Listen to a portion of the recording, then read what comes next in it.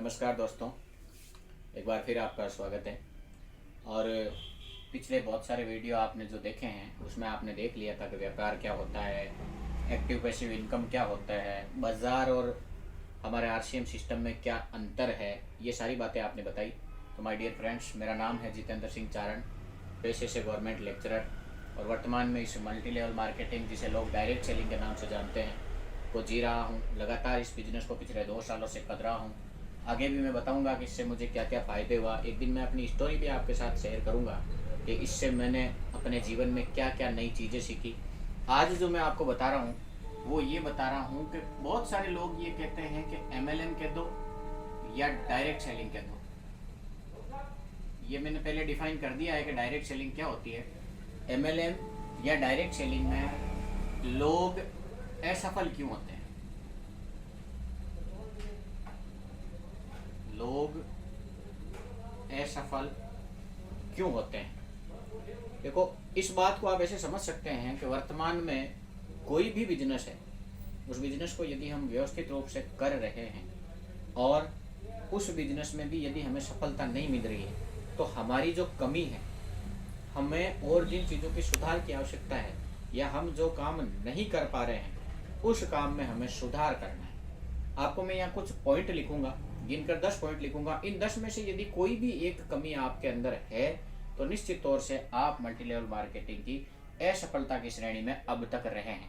लेकिन यदि आप इनमें से किसी चीज़ को सुधार लेते हैं तो निश्चित तौर से आपको सफलता 100% मिलेगी। देखो, पहली बात ही जब 100% की आई है तो मैं आपसे ये कहना चाहूँगा कि यदि कोई भी आप काम कर रहे हैं, आपने कभी ऐसा नहीं सुना होगा कि फला जो औरत है वो 67% प्रेग्नेंट है, या एक भैंस है जो 50% चारा खाती है।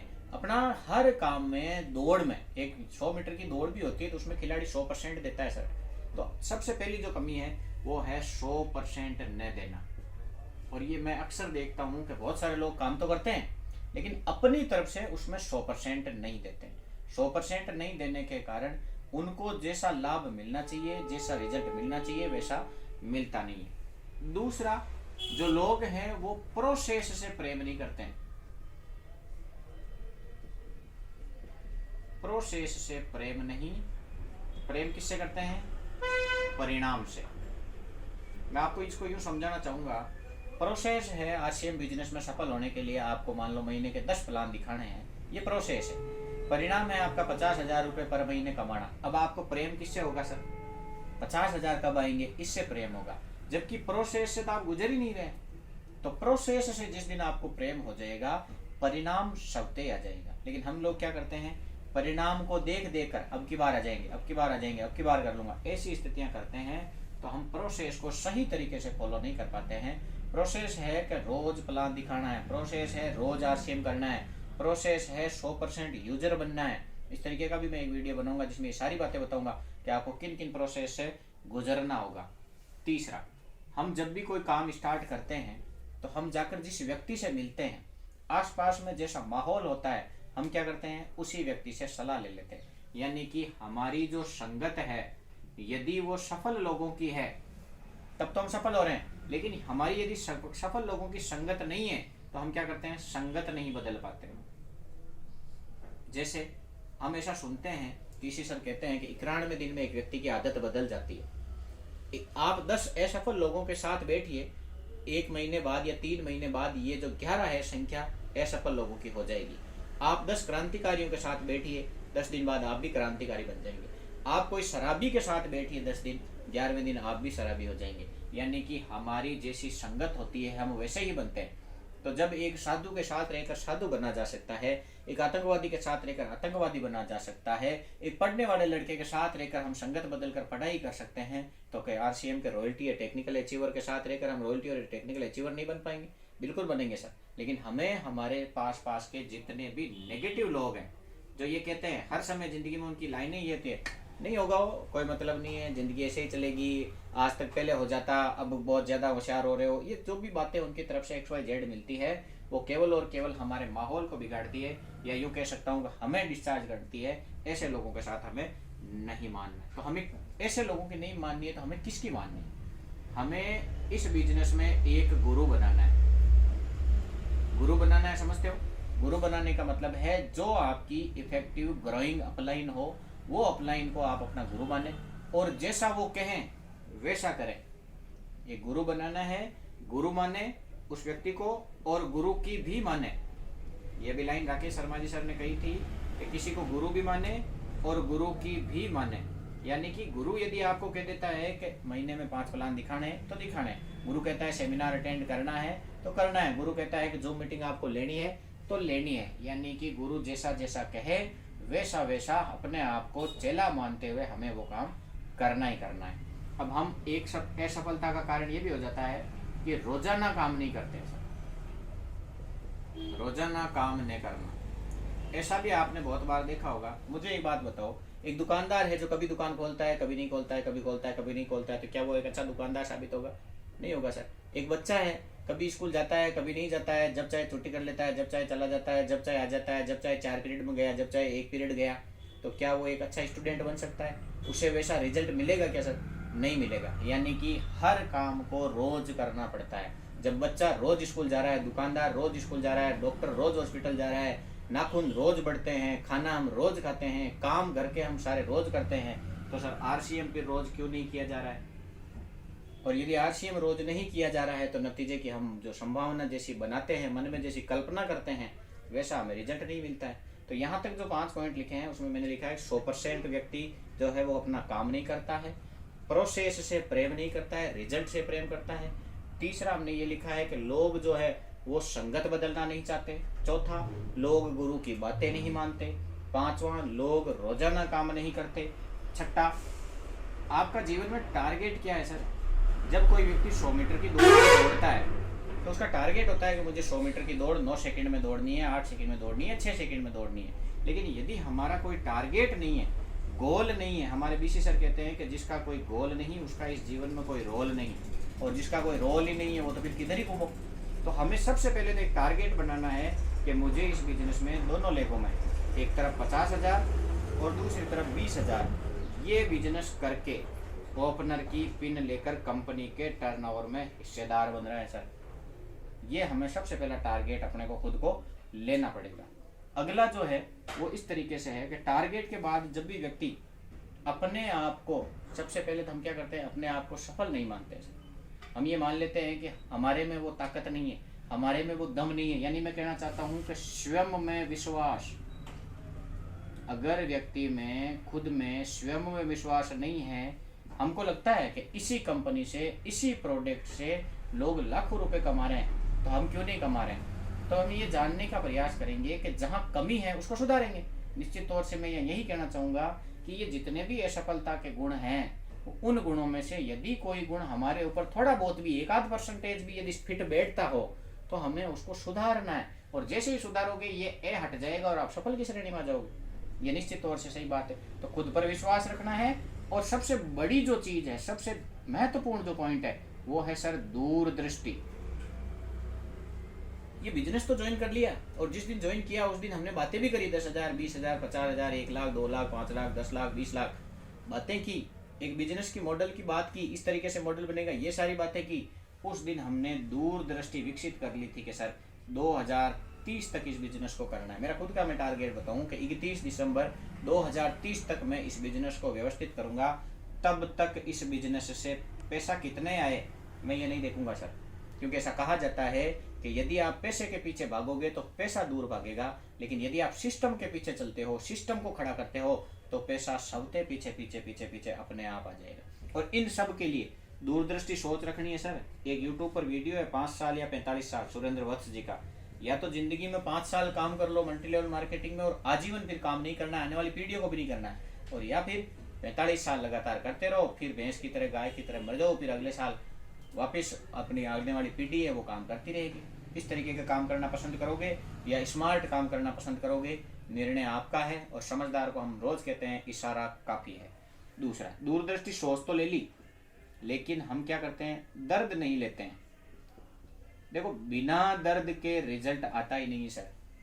हमारे राकेश जी शर्मा सर कहते हैं कि माँ बनने में भी दर्द है, बांझ बनने में भी दर्द है, लेकिन माँ बनने का दर्द एक बार है और बांझ बनने का दर्द जिंदगी भर है। हम ज्वाइन तो कर लेते हैं और 14 प्लान इस पर भी बात करना चाहते हैं। कुछ 1 2 5 10 दिन शो द प्लान करते हैं, 5 लोगों ने मना किया और हमारी हवा निकल जाती है। और हम जब इस दर्द को नहीं उठा पाते हैं, लोगों की मनाही को नहीं उठा पाते हैं, हम ये समझ नहीं पाते कि अगले व्यक्ति ने हमें मना किया तो क्यों किया है। हमें लगता है कि यार हमसे तो कोई मान ही नहीं रहा, हम किसी को सही समझा नहीं पा रहे हैं, या अगले व्यक्ति को समझ में नहीं आ रहा है, मेरा तो बिजनेस नहीं चलेगा। इस तरीके की यदि लाइनें कहते हैं, इसका मतलब हम आराम करना चाह रहे हैं, दर्द लेना नहीं चाह रहे हैं। एक बच्चा शाम को 8 बजे है, एक तरफ फोन देखना है, एक तरफ पढ़ाई करना है, कौन सा काम उसके लिए लाभदायक है सर? आपको पता है पढ़ाई करना लाभदायक है, लेकिन उस पढ़ाई में उसको दर्द लगेगा, जबकि फोन चलाने में उसको मजा आएगा। तो एक तरफ 8 बजे आपको खुद को मान लो मल्टी लेवल मार्केटिंग की कोई किताब पढ़नी है, और दूसरी तरफ आपको फोन चलाना है, सोना है, टीवी देखना है, किसका चुनाव करेंगे सर? अगर कोई फोन का, टीवी का या सोने का चुनाव करता है तो मल्टी लेवल मार्केटिंग की जानकारी नहीं प्राप्त करेगा सर, और जिसके पास नॉलेज नहीं है वो आगे कैसे बढ़ेगा सर?